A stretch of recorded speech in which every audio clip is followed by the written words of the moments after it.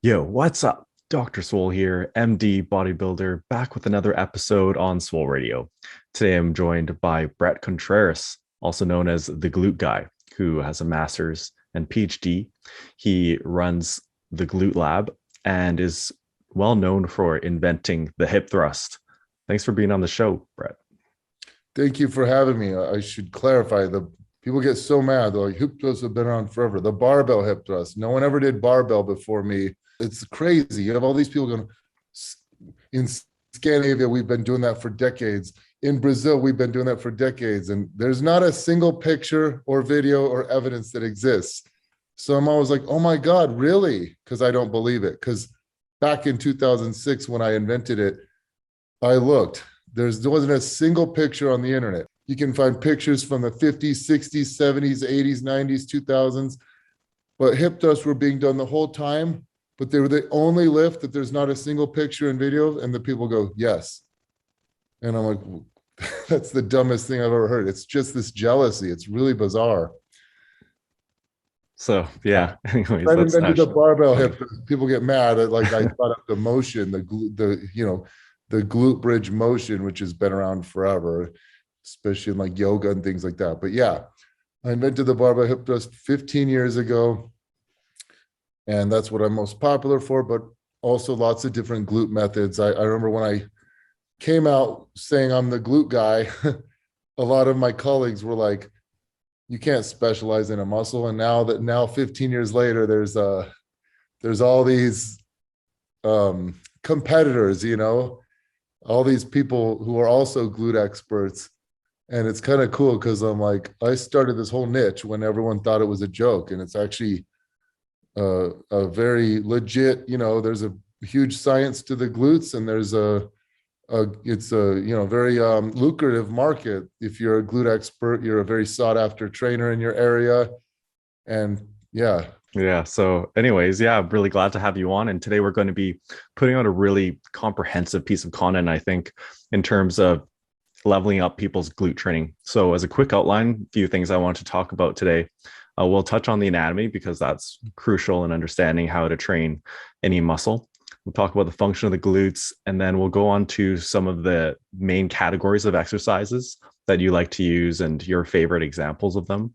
And then we'll go on to a few other more specific questions about glute training and common sort of controversial topics, and wrap up with just a bit of the current science. If that's okay. Sounds like we got to hurry. You can't let me go off on these tangents. I need a zapper, and you go, okay, back on track. Yeah. Okay. So yeah, just touching on the anatomy quickly, first of all. So obviously, yeah, the glutes, there are three main muscles that we look at: glute max, gluteus maximus, gluteus medius, and gluteus minimus. And I was just hoping you could elaborate a bit on sort of the training anatomy, and also whether we are able to specialize in certain parts of the glutes. So the glute max is twice as large as the glute medius and minimus combined. But an interesting thing about if you look at the attachments of the glutes, the textbooks say like 70%, but I went to a cadaver lab, and the anatomist who's published research, he says he thinks is more like 85% of the muscle fibers insert onto the fascia. And so it's kind of weird. It's like, you've got the insertion onto the femur, but you've got a lot of the insertions onto the fascia, which makes it very unique in that regard. It's the largest, the glute max is the largest muscle in the body, but it does a lot of things. The main function of the glute max would be hip extension, but posterior pelvic tilt is kind of the same thing as hip extension. It's like hip hyperextension, except I always think of like a back extension versus a reverse hyper. In a back extension, your legs are fixed and your torso is moving. In a reverse hyper, your torso is fixed and your legs are moving. With hip extension, your trunk, picture an upright trunk and your legs are moving. With posterior pelvic tilt, picture your legs fixed and then your pelvis rotating upon the femur. So hip extension, and then once you pass it's funny because the pain scientists lately have been bringing up a good point. There's flexion and there's extension. There's not hyperflexion. You either have flexion or you have extension, but in anatomy, you clarify if you go past neutral position, then it's hyperextension. So this would be flexion, this is extension, then this is hyperextension. So with the hips, if you move the femur past anatomical position, like past standing, then that's hyperextension. And the studies show you have about, depending if your knee is bent or straight, 10 to 20 degrees of hip hyperextension mobility. But yeah, if you posterior pelvic tilt, you can think of it the same thing. The pelvis rotates posteriorly until you have no more range of motion left. You reach end range. And that's what happens when you squeeze your glutes real hard. You'll find that you posterior pelvic tilt until you kind of reach end range. But so hip hyperextension and posterior pelvic tilt are the same thing, but hip extension, the main role of the gluteus maximus, but also it carries out hip external rotation and, rotating the hip laterally. And then finally, it's involved in hip abduction as well, along with the glute medius. And then if you bend over a lot, then you have more glute max than the glute medius in terms of like what's carrying out transverse plane or horizontal plane hip abduction. So can you target different segments? Yes, you can. And this is true of all three of the glute muscles. And you can't really tell by looking at the muscle. You have to study like EMG and the research involving, the way the nervous system operates. With the glute max, there's kind of two main subdivisions, the lower and the upper. The upper seems more involved in abduction and even in it, there's some evidence that it has a little bit more type 1 fibers. It might be more involved with like stabilizing the pelvis and like posterior pelvic tilt. Whereas the lower fibers are more involved in hip extension. All the fibers are involved in hip extension, and all the fibers are involved in hip external rotation, but it's more upper subdivision with abduction. Now, the glute medius, there's three. There's the anterior, middle, and posterior subdivisions. And you can't just do one exercise for each of these muscles thinking you're going to maximize development. They need different exercises. There's some research with glute medius showing, this exercise worked the anterior subdivision more, this exercise worked the posterior subdivision more. And same with the glute minimus. Some research indicates 2 subdivisions, some 3. But that makes sense if you look at the muscle, it kind of contours to the pelvis. And so, yeah, you have these different subdivisions that are involved in a lot of different activities and it's kind of funny. You think when you swing a baseball bat, you're kind of loaded up on this rear leg, and then you do all 3 actions at the same time.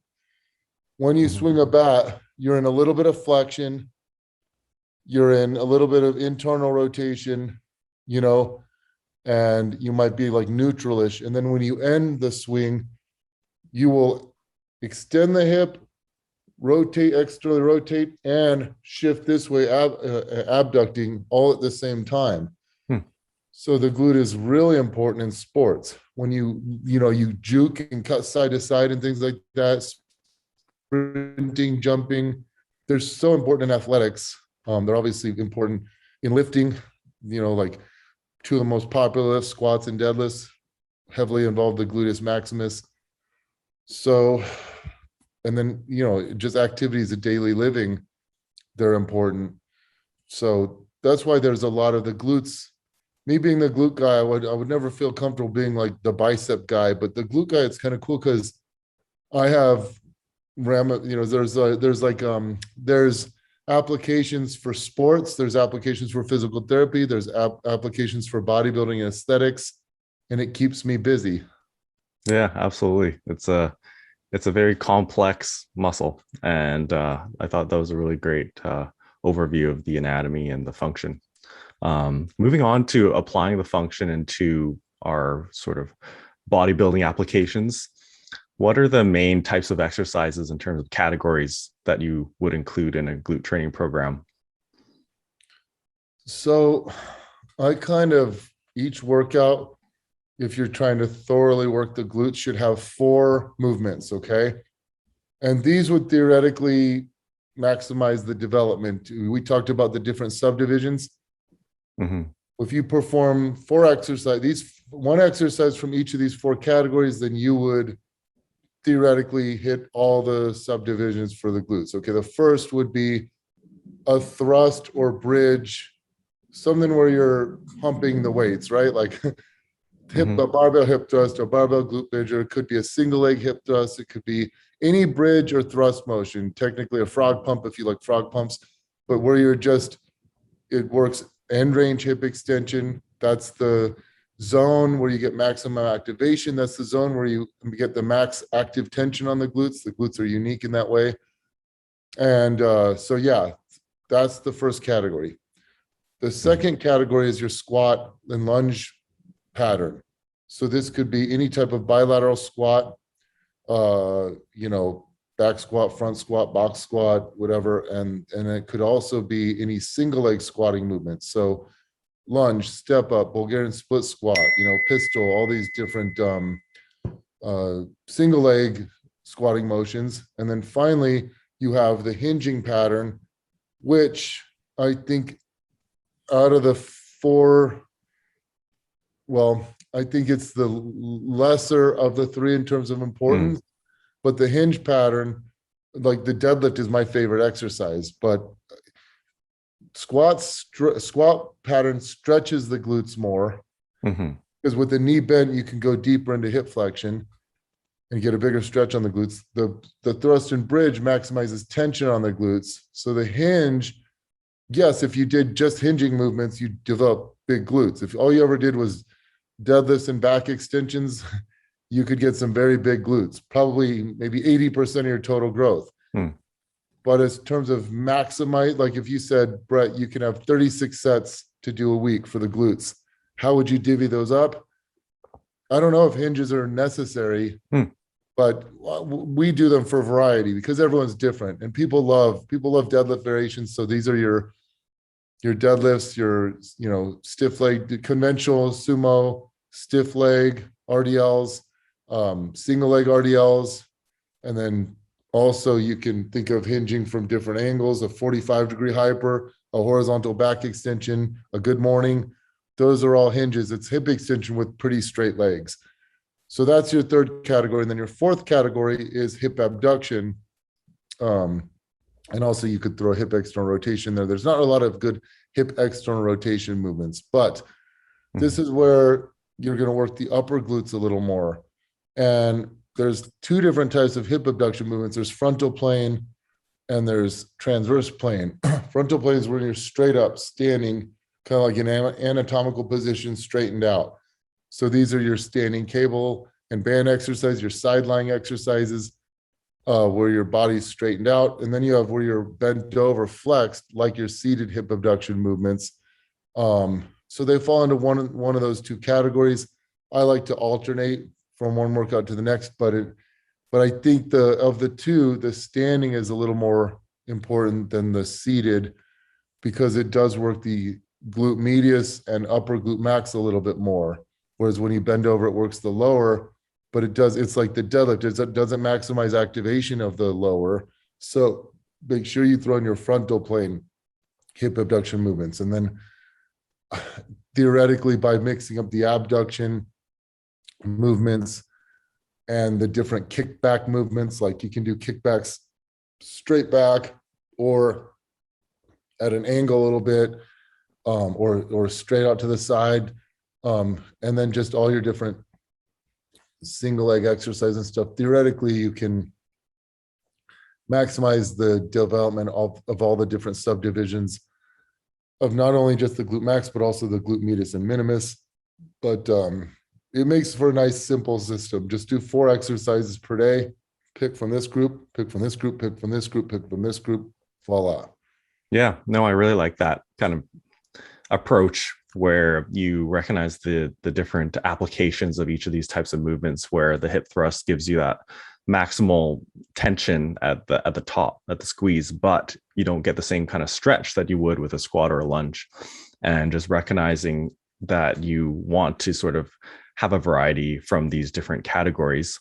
It's just kind of as a fun exercise. In terms of just personal opinion, what are your favorite movements? Like if you had to pick one from each category. So for my training, I like this. I feel frog pumps more than any other glute exercise. It's so bad so that like I'll do 3 sets of Smith machine frog pumps and it's hilarious. It's like I can't even walk properly afterwards because my glutes are so pumped with blood. I walk twisting like a Frankenstein or something, or like a robot. It's kind of funny. People are like, what is wrong with you? And I'm like, I just did 3. Or now my squad's like, did you do frog pumps? And they know. But not everyone likes frog pumps. I think my hips are naturally turned out a little more. My feet turn out, I'm more externally rotated. It just fits, it suits my hips so well. But I'd say 1 in 3 people do not like hip thrusts, especially if your feet are turned in a little more. So, and for me, I did barbell hip thrusts for years and I loved them. They were my favorite. And then now I like Smith machine hip thrusts and the Nautilus glute drive even more. But my clients, most of the women don't like the Nautilus glute drive and they don't like the Smith machine and with the Smith machine, I like the angled ones, not the vertical ones. But they like barbell the most. So for clients, straight up barbell hip thrust, but we do so many different hip thrust variations. That could be a whole podcast where I could go over the 20 different hip thrust variations we do. But barbell hip thrust for the masses, and then I would throw in like a lunging movement, like a dumbbell walking lunge, or barbell walking lunges were my favorite back in the day. Parking lot lunges, we do them. OG. Yeah, OG, like Ronnie Coleman style. Yeah. We'd go to the back. I'd have these gyms and I'd have all my training partners out there and we'd be doing walking lunges up and down the parking lot. But those are brutal. Those require a lot of space though. So for that reason, I like to do a lot of dumbbell reverse lunges, but I like Smith machine reverse lunges or even deficit Smith machine reverse lunges for my clients. And then I like back extensions. And I like all types of the 45-degree hypers. We do them feet straight. I say neutral feet, neutral posture. That works more the entire backside, but then you can turn your feet out into hip external rotation and then round the upper back. So you're not even erecting the spine. You keep it flexed. So it's just hip extension. You feel that more in the glutes. We do body weight, we do dumbbell, we do band. And we do a lot of those, and those get really high EMG activity in the glutes. And then it would be just straight up band standing abductions, or cable or band standing hip abductions. So those would be my top 4. It's funny you say no squats and deadlifts. I love squats and deads. They're my favorite exercises, but I do think that while they're very important, if I was trying to maximize someone's glute size in a short period of time, I wouldn't focus on those 2. They're like, obviously they're in my strong lifting plan. My girls are so strong at squat. I have 3 different girls that are around a 405 pound deadlifters, 4 plates per side. Nice. And one of them weighs 131. Like these girls are so strong at squats and deads. I know how to I think I have the strongest all natural female squat in the entire world. I would put my girls up against anywhere in the world, any gym in the world. I think we have the strongest, and they're very strong at squats and deads. The thing is, you got to specialize on those and you start to get focused so focused on your strength on those that it actually takes, so focused on squats that you might ignore knee pain, or you might ignore that you might let your form start sliding, your hips start shooting up, or you start rounding your back during deadlifts. But you're so focused on getting to that next strength level that hitting the 2 plates per side or something, hitting the 225 squat or 315 deadlift or something. So then you start letting your form slide, or it takes such a focus that now you don't have any energy for your hip thrusts or something. Just the lifts that people care about the most are the lifts that become the most dangerous. No one hurts themselves with seated rows because no one cares. What do you seated row? So for that reason, I love squats and deads, but they wouldn't be in my top 5 necessarily, just because, at least in the short term, because you could have them doing different types of lunging, different types of hip thrusts, back extensions, and abductions. People don't hurt themselves from that combination of 4 movements. You don't have pain. Pain inhibits muscle activation. So you want them feeling good. And those 4, you could do a lot of glute development in 3 months. People can really see some improvements. Mm-hmm. Yeah, no, it's interesting how sometimes your favorite exercises are also the ones you can't do because of kind of that psychological component of, yes, I know I will love this so much that I'll destroy myself. So yeah, you also touched on a bit already about how the hip hinge is maybe slightly lower in priority. Just try to pin you down.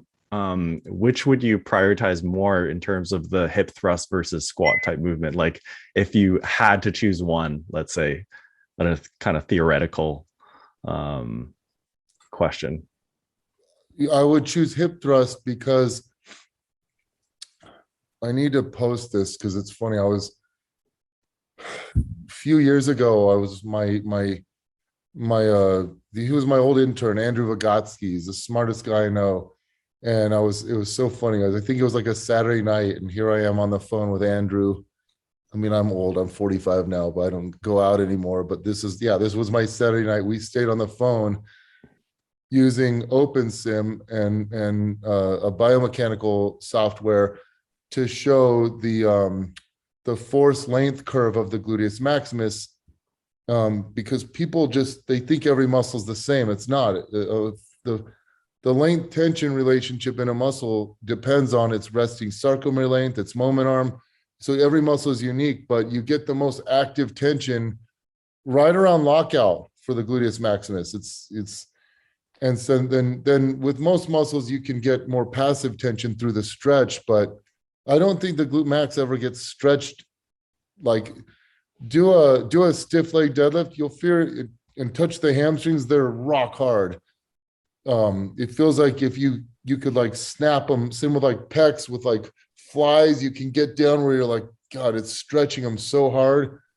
But the glute max is one of those muscles like the deltoid. You never kind of feel like you're getting a maximum stretch on it, and while I don't like this argument, because I always say, like, if stretching were that important, then yogis would have the best glutes, and they don't. They even have like yoga butt, like that's a term. Like they don't have big glutes, but there is a lot of evidence showing that you can that long length training is more beneficial for hypertrophy than short length training. So if you go by that research, you would think squats would be better for the glutes than hip thrusts. But then you look at the force length curve of the gluteus maximus. So you get maximum tension at end range, unlike other muscles. So I think the glutes are unique. I told you I have this ongoing list of study topics I want to carry out. That's one of them. It's the first one: isometric training or short range of motion training at long versus short glute max lengths. What would get you more glute growth? I would pick the hip thrust over the squat any day of the week. And it's funny, there isn't a training study on this. There was one that got published and everyone shared it. And I looked at it because I'm an actual trainer. Like I spend my days in the gym. I looked at it and quickly knew it was fake. I'm like, this is a fake study. This isn't real. This never even took place. This is a fake study. And sure enough, months later, it came out that the study was fake. that couldn't have happened statistically. And all those people who posted that the squat is better than the hip thrust, they're like, I knew it all along.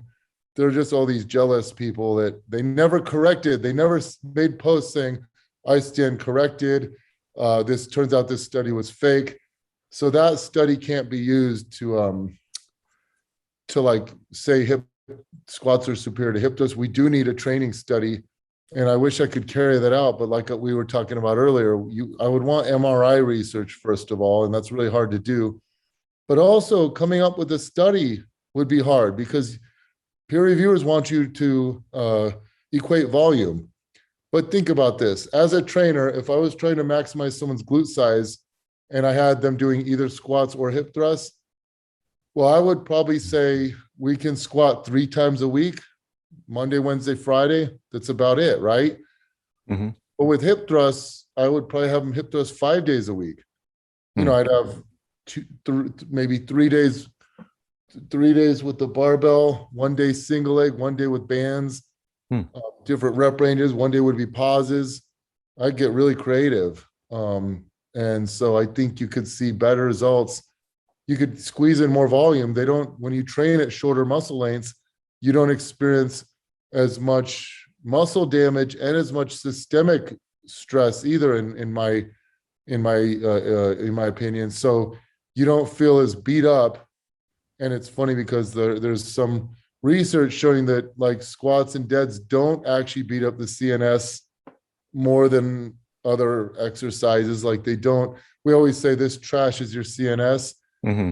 That research seems to be exaggerated, but something's going on because I've never done isolation movements and then woken up the next day feeling like I got hit by a bus. Mm-hmm. When you wake up feeling like you got hit by a bus, it's always like, oh yeah, I did deadlifts or I did 5 sets of squats or something. And I set some crazy PR on squats and I'm so beat up the next day. That might not be from like CNS damage or something. It might be from just muscle damage. But anecdotally, yeah, the exercises that work you in a stretch, like squats and deadlifts, those create the most muscle damage. And so you can do hip thrusts more frequently. You can do more volume on hip thrusts than you can on squats. And so from setting up a training study in the research, you would want to equate volume.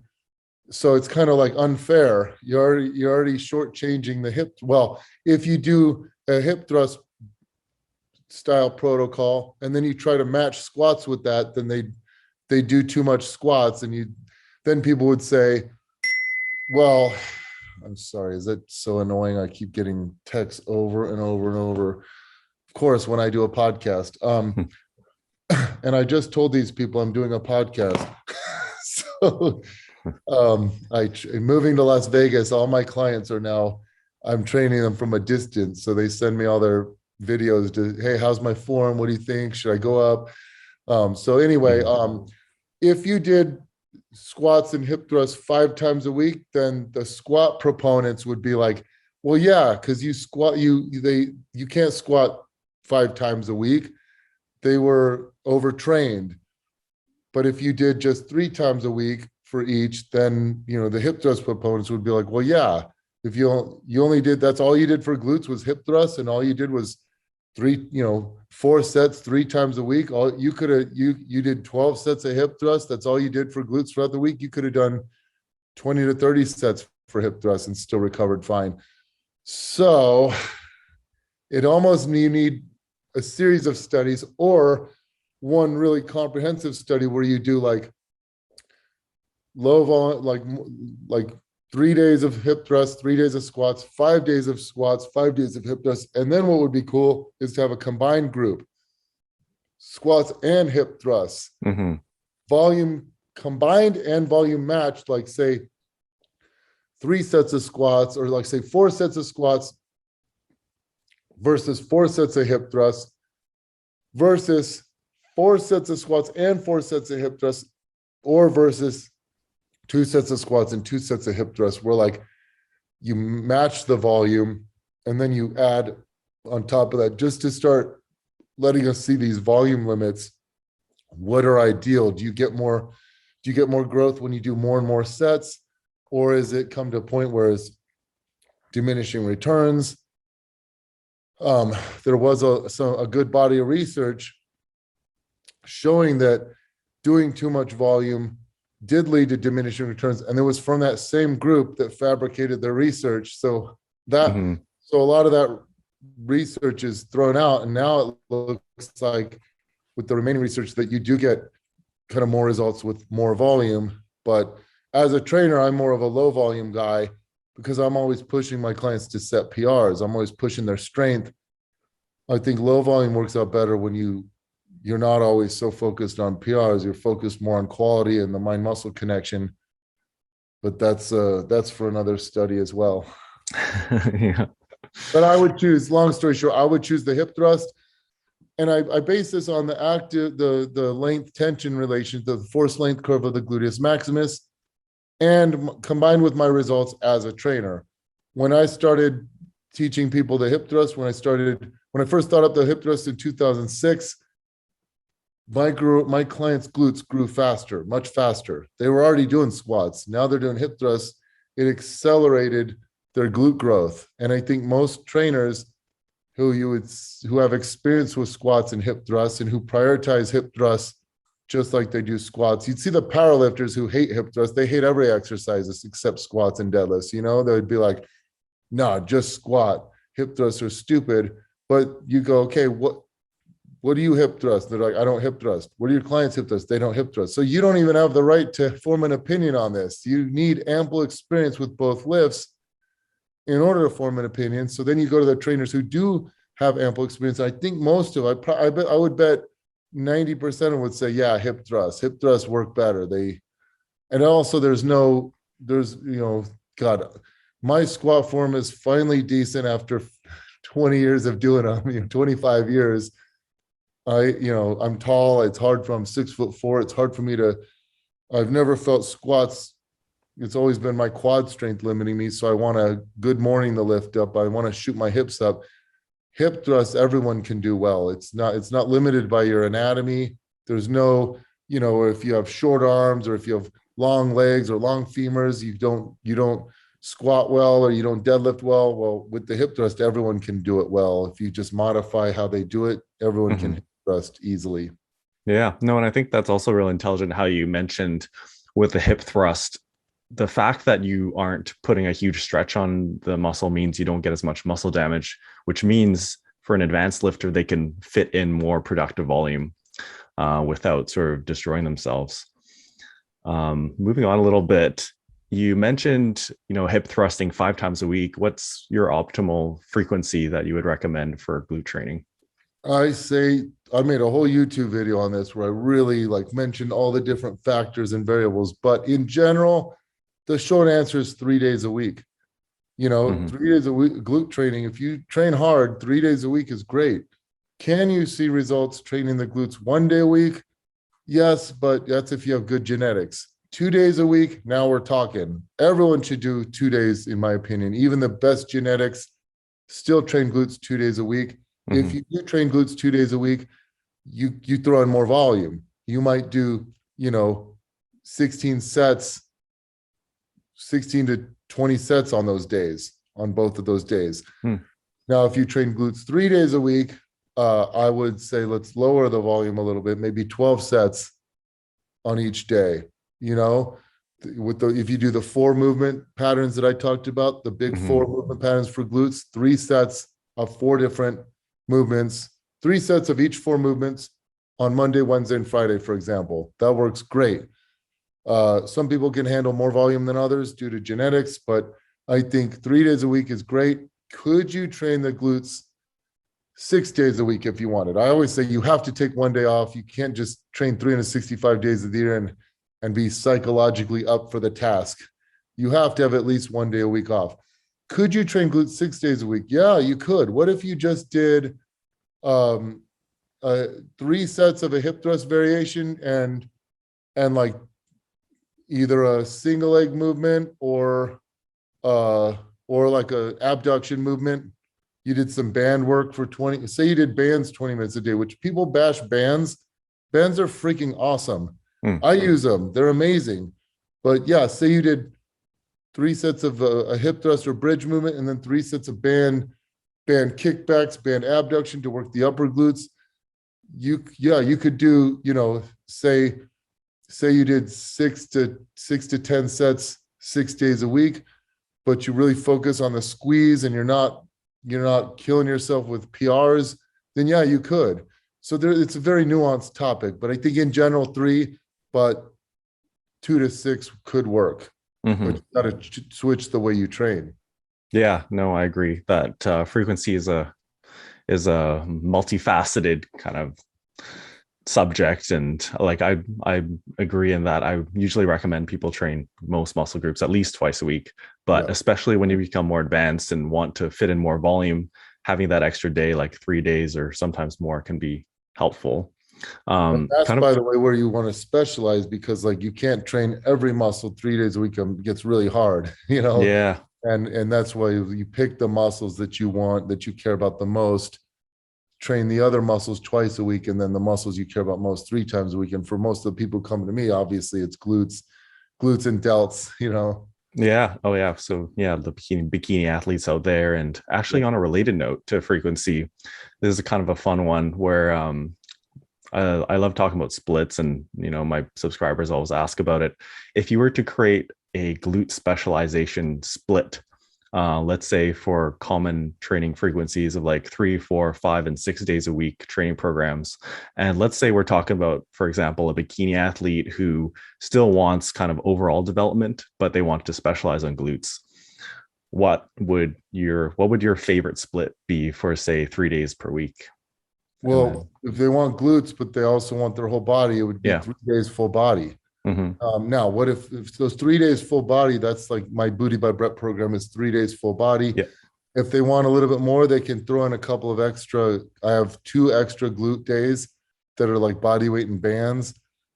But it's very important that you do those days right, because those days you get a good pump, you get a good burn, but you're not going for progressive overload. You're not killing yourself, because you can't be compromised for those 3 full body days.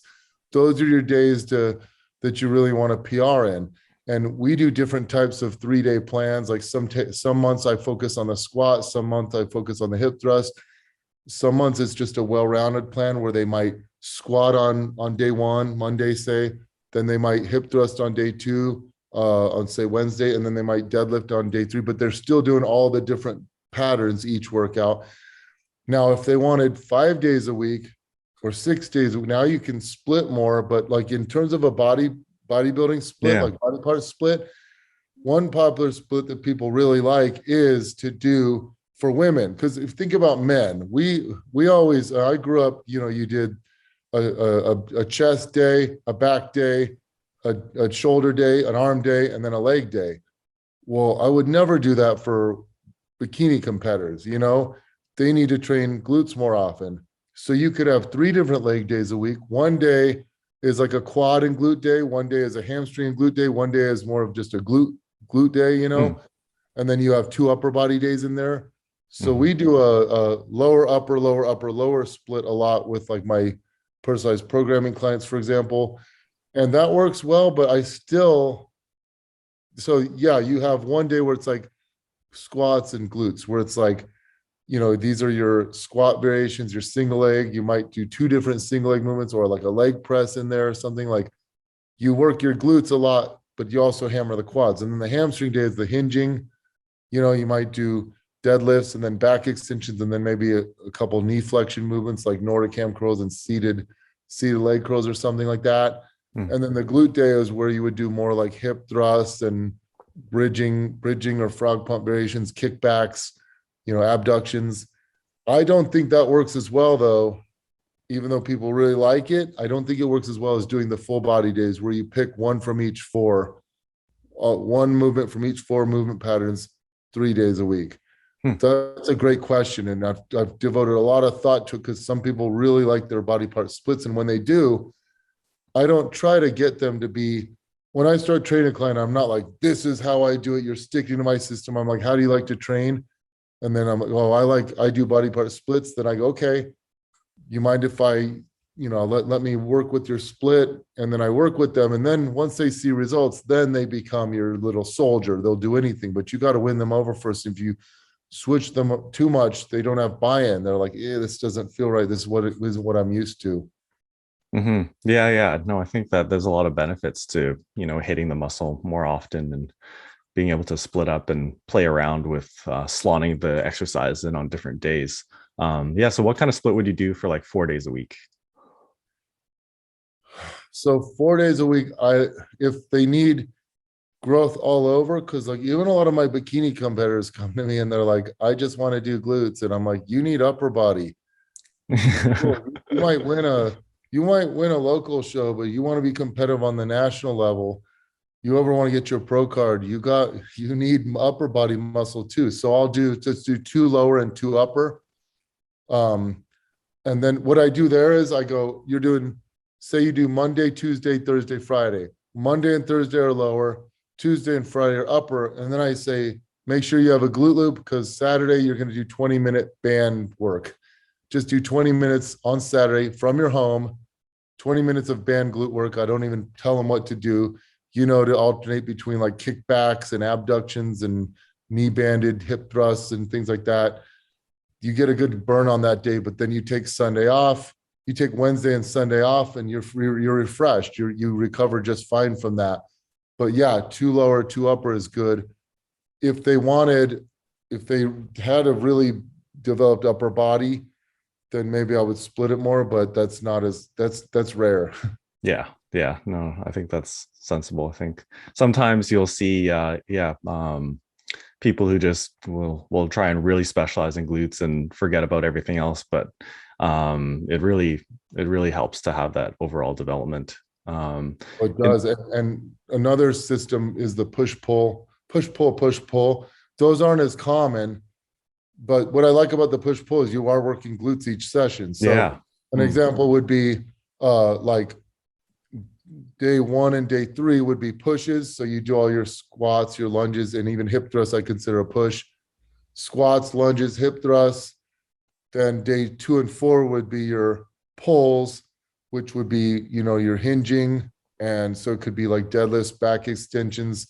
And then obviously your upper body for the pushes, your upper body list would be presses like bench, military incline, push-ups. And then your pulls on the pulling days, your upper body pulls would be chin-ups, pull-downs, rows. And so then you're working glutes 4 times a week.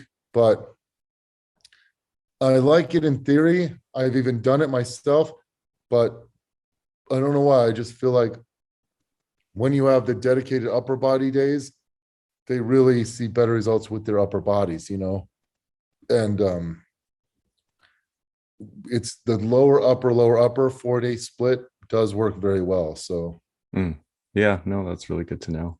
And yeah, definitely picked up a lot of tips on just kind of how to structure your training around a glute focus. Going on to some more sort of specific questions.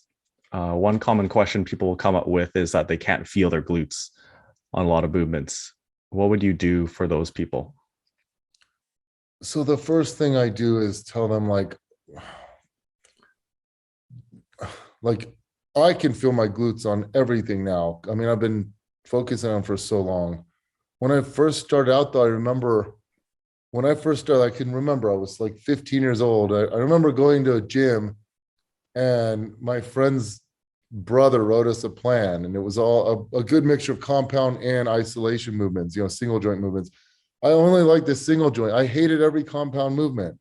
So I can relate to that mindset because I remember being there 30 years ago. And I remember as a kid being like, I hate bench press. What is this supposed to work? I kind of feel it everywhere. And squats, I remember folding over like an accordion, being like, this doesn't feel right. But then I do leg extensions. I'd be like, whoa, the burn in my quads is insane. I do tricep extensions and curls, and I feel them in my arms. So I didn't want to do squats. I didn't want to do deadlifts. I didn't want to do dips. I didn't want to do chin-ups. I couldn't even do dips and chin-ups. And I didn't know how to progress towards them, so I just wouldn't do them. I wish I knew I could have done negatives, chin up negatives, dip negatives, band assisted. We didn't have bands back then. 30 years ago, there weren't bands in gyms. Those came later. Yeah, I always wish I knew then what I know now. I could have been a force to be reckoned with, especially with like high school football. But anyway, I would just avoid these lifts because I wanted to feel the muscle. And then as I wisened up and I started focusing on my compound strength, on my squat, bench, deadlift, chin up, military, hip thrust came later. But yeah, I grew. And so I tell people, I don't feel military press. Like I'm never like grinding at a military press being like, oh, my delts are burning so bad. Like squats, when I do chain squats, I do feel my quads like throughout the whole movement, but not with regular squats. I'm never like, oh my God, I don't know if my quads can do one more rep. I kind of feel them all over. Yeah. With hip thrust, I might feel the glutes, limiting, but even sometimes on hip thrust, I don't. My point with your compound movements is that you won't necessarily feel one muscle. Bench press, I don't think it's like my pecs burning so bad. I feel them everywhere, and they should. You're working, bench works the pecs, the front delts, and the triceps. You know what I mean? Squats will work your quads, your glutes. You'll feel it. I remember feeling it in the erectors when I first started because I was leaning over a lot, and as I got better, I learned to stay more upright. But yeah, you'll feel them everywhere. So I tell them, if you never felt your glutes, they will still grow. Let's say you just did squats and deadlifts and lunges and hip thrusts and back extensions and abductions, and you just used really good form and you use progressive overload. And a year from now, you're using the same really good form, but with, 50 more pounds or 100 more pounds than you are now, your glutes will be bigger. But then I say, you won't feel your glutes on every movement. There are going to be some moves you feel more. Our goal is to get you a few movements where you do feel your glutes, So these are where I like the glute loops, the bands. Put bands around their knees and they feel their glutes working more during hip thrusts. I've seen some people lately saying bands don't work the glutes. And I'm like, what the hell are you talking about? Like you can get any lifter to put the bands on, they feel their glutes. And then you get now some experts that are saying no. And it's like, it's this weird stage where a beginning lifter knows more than the experts. Yeah. The experts are wrong on that. They work the glutes really well. The experts are going, no, that's the piriformis. And you think it's the glutes. No, it's not. It's the glutes. It's the glute max at the bottom of the hip thrust. It's the glute medius at the top of the hip thrust. But yeah, they work the glutes better. And I think it gets them more in tune with this mind muscle connection. But you don't just do bands every session. You do bands one every third session. You know what I mean? Say you hip thrust 3 times a week. Well, one of the days is band hip thrust, but the other days is free weight or whatever. Maybe it's Smith machine, maybe it's single leg, but yeah. And this is where abduction movements are valuable. People tend to feel their glutes working really well with abduction movements, kickbacks. Maybe they feel them really well. Some people feel them really well during rounded back extensions. Some people don't. Some people feel their hammies during those. Some people feel their glutes with different glute bridge or frog pump variations. Other people not. This is why you, as a trainer, you want to have a large toolbox, or a tool belt. Any good carpenter, you wouldn't be like to a master chef or a master carpenter, hey, how many tools do you need? And they're just like, just give me a hammer and a screwdriver. I'm good. They study their craft. They'd be like, I want this. They would have all these different tools. Most of the time you're using your hammer, your screwdriver, your staples. But throughout the year, that specialty tool comes in handy so many times. And that's the same thing as a personal trainer. All real the guys who bash exercise on the internet they aren't real trainers. They sit behind a keyboard and they pretend that they train people. They don't really, because no real personal trainer actually works with people around the clock, whatever bash a movement, because they'd be like, oh yeah, leg extensions are amazing. I love leg extensions because this client here couldn't tolerate this. I let him do, I had them doing eccentric focus, two legs up, one leg down, leg extensions, and their knees started feeling better. They started tolerating quad exercises better. Then I moved them to box squats where they sat back with a good forward lean and a vertical tibia, vertical shins. And then now they can do all these movements. But if it weren't for those leg extensions, or leg extensions are what people can do when they're injured, I can still have them do this.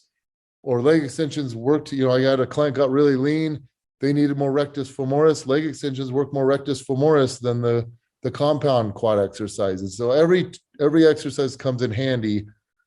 And so, yeah, you want to have a big toolbox, but you're going to use some tools more than others, obviously. But I tell them, you're going to feel your glutes more on certain movements than others. You don't have to feel your glutes burn. You don't have to get this crazy pump or feel the burn every workout or on every movement. You want to have your progressive overload component that you do first in the workout. Then you want to have the mind-muscle connection, feeling the burn later in the workout, where you don't focus on progressive overload. You're not caring about numbers. You're just trying to squeeze and really feel the muscle. But, over time, you develop that system a little bit better. I remember when I first started, working out, I would go in the mirror and I'd be like flexing. And I'm like, I don't know how to flex my lats. Now I can flex my lats very easily. It takes time. Bodybuilding takes time to learn how to feel all the muscles, and you get better at it in time. So some research indicates that, they had people do isometric glute training three times a day for 20 minutes. So 60 minutes a day for seven straight days. And just in 7 days, they showed improved motor cortex activation and less inhibition in the brain, just in 7 days from that really intense focus. So we don't do an hour a day. Obviously, your glute training is only, how many minutes are you actually doing glutes in your hour-long workout? It might only be 10 minutes of actual glute training, but carry that out over many months and you get better. Your brain gets better at activating these regions. Mm-hmm. Yeah, no, great points. And I like how you emphasize the importance of progressive overload. And I think when this question of kind of activation and pump and burn starts coming in, you see a lot of people who will only exclusively do, band or cable movements for the glutes, when focusing on those big major movements, as we talked about, your heavy hip thrust and squat type variations should be kind of a front and foremost in your program. So yeah, going on to our couple more big peach training tips. In terms of the bands, one common issue people will talk about is just in terms of arguments against bands is like the sort of difficulty in attaining that progressive overload. How do you like to progress band movements? I don't. The movements we try to progress are the ones I've been talking about, your squat variations, your hip thrust variations, your deadlift variations, your single leg movements, and maybe the machine, seated hip abduction machine or standing cable hip abduction. But with bands, it's quality. But you might have, say I program constant tension knee banded hip thrusts, 3 sets of 20. You do that on a Friday. You'll still go up in those throughout the month, but we do it for 4 weeks at a time and then you switch. You go up in it because you do it 4 weeks at a time. The goal isn't to always, but also there's some people that just like wearing the band when they hip thrust. I know people, very strong powerlifters, that like wearing a rubber band that stretches a lot when they do squats. Mm-hmm. What am I going to tell them when they're squatting 800 pounds? You're an idiot. You shouldn't do that. Everyone's different. But I'm not like trying to, okay, you did knee banded hip thrusts. We do those a lot.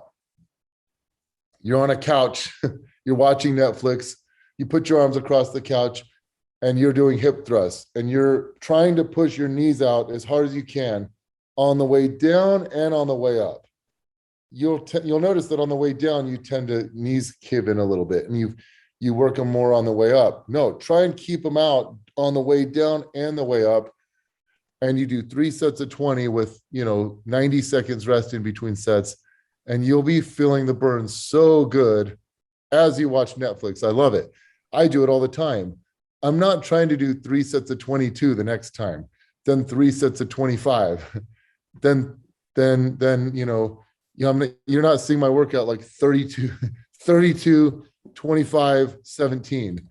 I'm not trying to utilize progressive overload. I'm going for quality. And so it's that mix. That's why then the next day I'm just going 3 sets of 20. But if you say, Bret, you can only do 3 sets of 20 on this, then I'll be at like 17 and I'll slow down because I got some juice in the tank. I'll slow it down and really squeeze and really push as hard as I can. And by 20, I'm feeling the burn. But that doesn't beat me up for the next day. I can still do, say I'm deadlifting the next day. It doesn't interfere whatsoever. It doesn't beat me up. And that's why you use these. That's why these two, I say there's 2 roads to maximum hypertrophy. One is the progressive overload road. One is the mind muscle connection road. And they complement each other. It's like the yin and the yang. It's not, they complement each other, but you got to know the goal. You got to know how to do it right. You can't, because you can screw them up if you don't know what you're doing. So I don't try to progress band movements much. Mm-hmm. Yeah, no, that makes sense. Like as you mentioned, with some of these, your goal is more so kind of the metabolic sort of mechanism in terms of hypertrophy rather than muscle damage and muscle tension.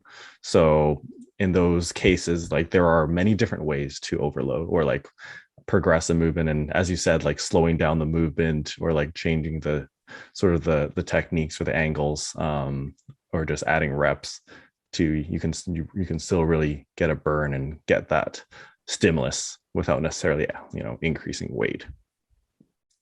Just wrapping up here, I think we've covered a lot in this episode. Alluding to your little candy list of upcoming studies, what are you most excited about in terms of upcoming glute research?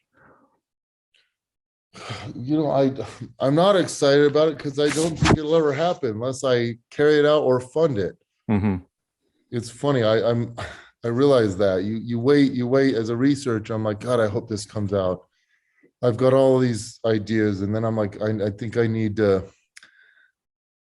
set up my own lab and hire, a couple of research assistants because I have the squad, I have the subjects, and it's just I'm so busy. And also after my PhD, I stopped. My PhD made me hate writing because I was trying to blog and write articles for T Nation back in the day and carry out my PhD. And I just now you see me podcasting more and you see me making YouTube videos more.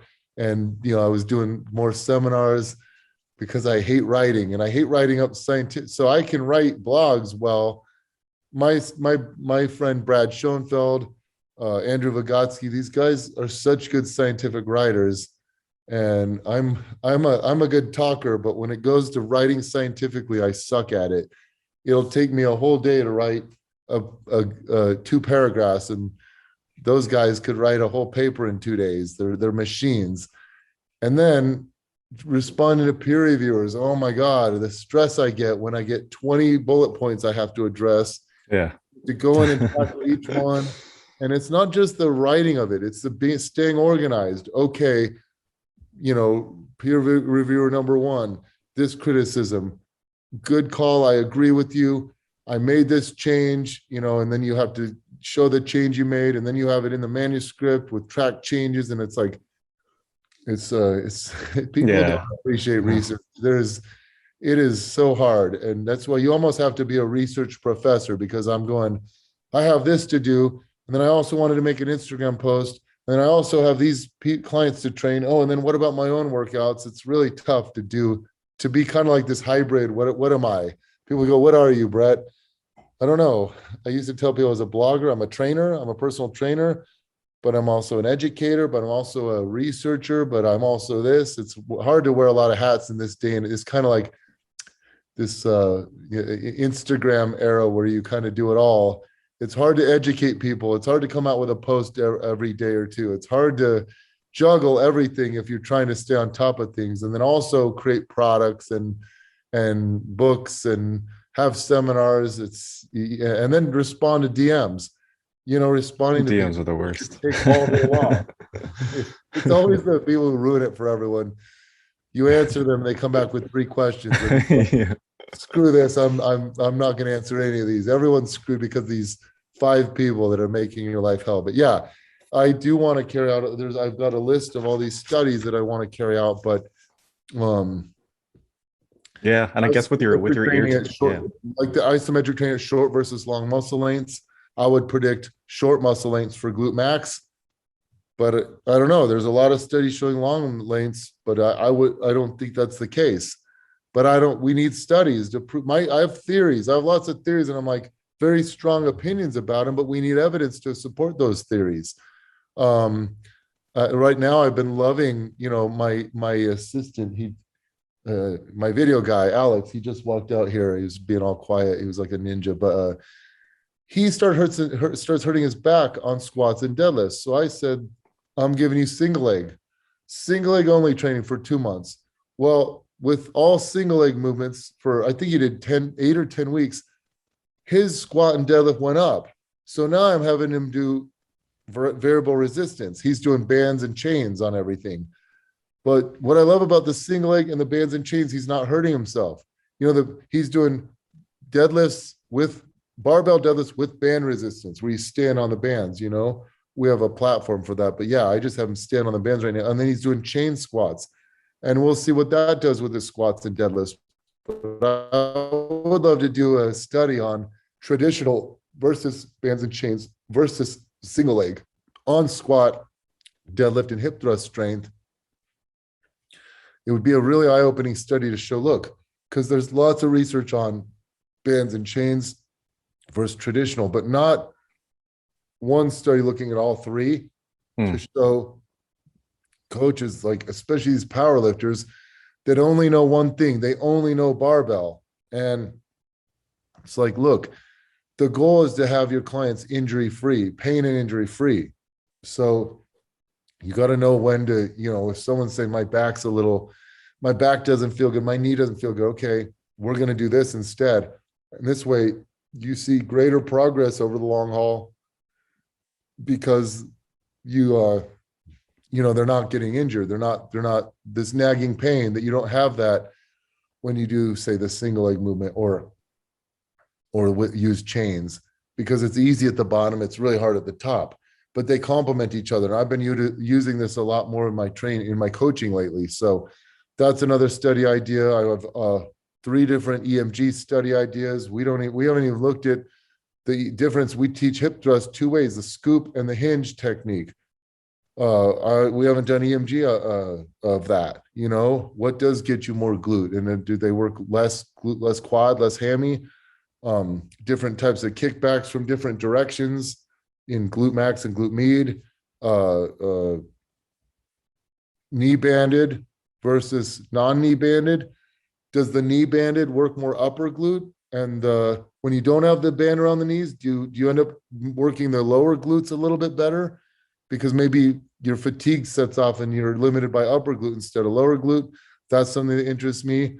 It'd be cool to see say you did 36 sets a week of just vertical, just squats and lunges, just vertical hip extension exercise, versus 36 sets a week of just horizontal, just hip thrusts and back extensions and kickbacks, versus all lateral.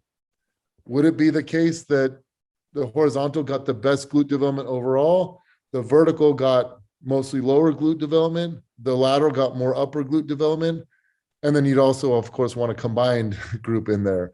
So it's like you could see the evidence of, yes, these different directions do target different subdivisions, like I said. A lot of my knowledge is through mechanisms and through anecdotes, but it would be cool to have studies that show this. And then that squat versus hip thrust one that was fabricated, let's do that for real. Let's see. I would think hip thrust would win, but as I mentioned earlier, it's hard to design a good protocol for that. And then finally, a free weight versus plate loaded study, like where you do free weight squats, deadlifts, and hip thrusts. Now you got plate loaded. We have a lever squat machine at Glute Lab in San Diego that people love. There's the hammer strength deadlift machine plate loaded that people love. Now you got the Nautilus glute drive. You have these plate loaded machines coming out. What if you did barbell versus plate loaded? What I would like is so the strength coaches could get off their high horse about free weights, because I bet you they'd see equal results. And then it's like, look, even athletes like these plate loaded machines. Quit pushing barbell on everyone. A good coach, like I said, any good trainer and coach loves free weight. They also love plate loaded. They also love single leg. They also love bands and chains. Why can't we love everything? Why do we have to be so biased? And, Mel Siff was my idol back in the day. He, other than the young bucks don't know who he was, but he wrote the book Super Training, and he was just so ahead of his time. He died early, but he loved it all. Everything was just sports science to him. He studied physical therapy. He studied stretching. He studied bodybuilding. He called it loadless contractions, like flexing.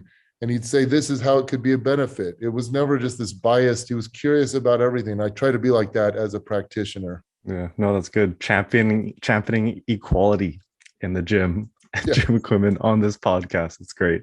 So yeah, thanks so much, Bret. This has been really enlightening discussion. I think I've learned a lot, and it's going to really help people with their programming. Where can people find you, and what kind of products do you have available for people out there? So I'm most active on Instagram, and that's at Bret Contreras 1. If you don't know that, you just look up the Glute Guy, or type in Glute Guy and I come up. I used to be the only glute guy. Now there's a ton of glute guys out there, but some much better than others. Like my friend Aiden, Glute Guru, he's really good. He's in Sydney. But if you type in Glute Guy, come up, and then from that Instagram link is like my link tree that has all my different things. So if you wanted to train under my program, Booty by Bret, that's where you subscribe. I have a lot of products with my BC Strength line. That's where you find all those products like the hip thruster and the T-bell and glute loops and glute benches and things like that. And then I have my book, Glute Lab, that I wrote. That link is on there. And then all the other things I provide. But yeah, there's links to everything. So that's kind of the hub. Awesome. So yeah, I'll be putting a few links in the description, so you can all go check that out. But till next time, thanks so much for coming on the show, Bret. Hey, thanks for having me. This was great. I loved your questions. You make me look good. So I'm happy to come on whenever. And I really, really appreciate it, because this makes me you allow me to kind of show off my knowledge of what I do and don't know and what needs to be researched. And you care about science. So you develop a scientific following that appreciates this stuff. So I appreciate you just as much as you appreciate me. And anytime you want me to come on, I'm happy to do so. And I will definitely share the link with my followers as well.